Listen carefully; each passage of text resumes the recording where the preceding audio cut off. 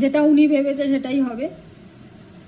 তো যাই হোক, আমার জীবনে ভগবান হোক, ও আমাকে মানুক না মানুক, ওর পরিবার আমাকে মানুক না মানুক, সমাজ আমাকে মানুক না মানুক, আমি ওর বউ। হ্যাঁ, আমি ওর বউ, এটা আমি মানি, আর সারা জীবন ওর বউ হয়েই থাকবো।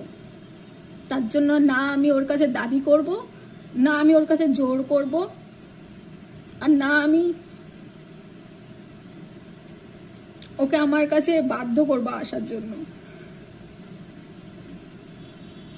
জানি না যে আমি কতদিন এইভাবে থাকতে পারবো। ওই যে বললাম, নেশা এমন অভ্যেস হয়ে গেছে যে ওকে ছাড়া জলটা গিলতে গেলে আমার গলায় লাগছে। চেষ্টা করছি, আমি তো জানতাম এরকম একটা কিছু হবে, নিজে থেকে ওর কাছে এসেছি, সামলানোর চেষ্টা করছি। আজকে ও আমাকে সংসার চালানোর মতন, দুটো বাচ্চাকে মানুষ করার মতন ক্ষমতা করে দিয়েছে আমাকে। যেটা আমার বাবার করা উচিত ছিল সেটা ও করেছে। আজকে আমি যা কিছু আছি সব ওর জন্য। তাই জানি না ভবিষ্যতে কোনোদিনও আর ওর সাথে দেখা হবে কি না, কথা হবে কি না, কারণ সব ছেলে কিন্তু সবার আগে নিজের ফ্যামিলিকেই দেখবে, আমাকে না।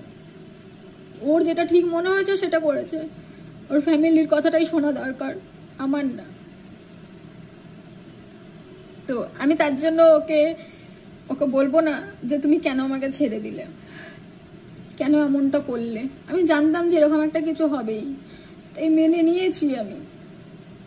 তবে এই সিচুয়েশনে ভগবানকে বলি, ভগবান তুমি এমন একটা পরিস্থিতি আমার জীবনে এনে দিয়েছো, আমাকে একটু শক্ত করে রেখো, কারণ আমার বাচ্চাগুলোর আমি ছাড়া কেউ নেই। আমি যদি মরে যাই বা আমার যদি কিছু হয়ে যায়, আমার বাচ্চাগুলো ভেসে যাবে। ওদের জন্য আমাকে কষ্ট হলেও বাঁচতে হবে, সেই সাহস আর সেই শক্তিটা যেন ভগবান আমাকে দেয়। আর আজকালকার দিনে এরকম একটা ছেলে পাওয়া খুব ভাগ্যের ব্যাপার। যদি ওর লাইফে কোনো মেয়ে আসে, ও সত্যি খুব খুব ভালো রাখবে। ও খুব ভালো ছেলে, সত্যি খুব ভালো ছেলে। যার সাথেই ওর জীবন হোক না কেন, ও তাকে খুব সুখে রাখবে। আমি ভগবানকে বলি ও যেন সুখী হয়, ভালো থাকে।